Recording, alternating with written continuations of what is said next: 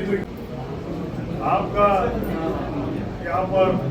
पहला आगमन है, हार्दिक स्वागत अभिनंदन है और मैं समस्त जनों से अनुरोध करूंगा कि जोरदार तालियों के साथ हमारे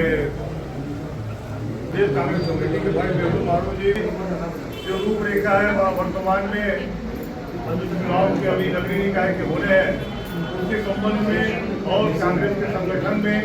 हमको आगे कैसे काम करना है और हमको आगे क्या क्या हमारा कार्य है उसको हम और कैसे आगे बढ़ाएंगे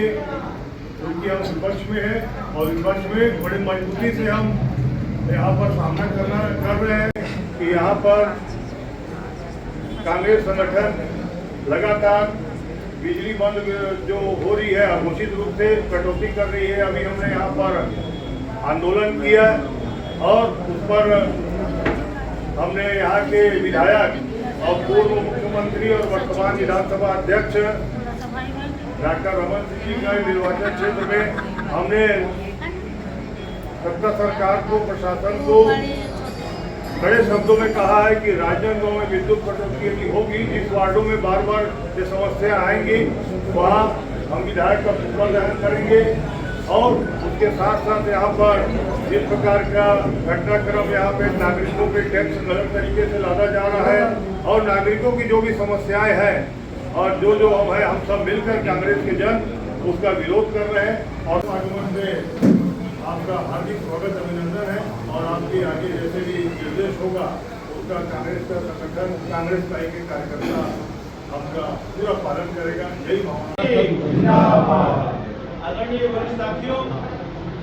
सबका एक एक करके नाम लेकर के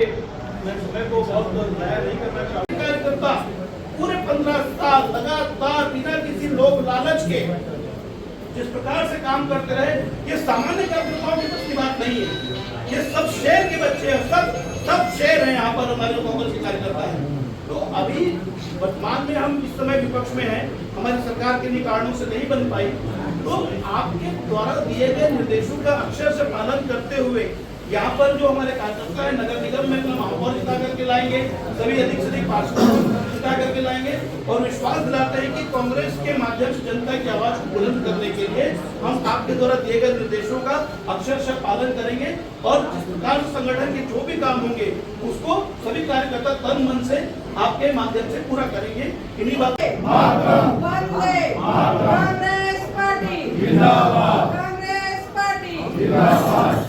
चुनाव डिक्लेयर हो जाएगा क्योंकि जो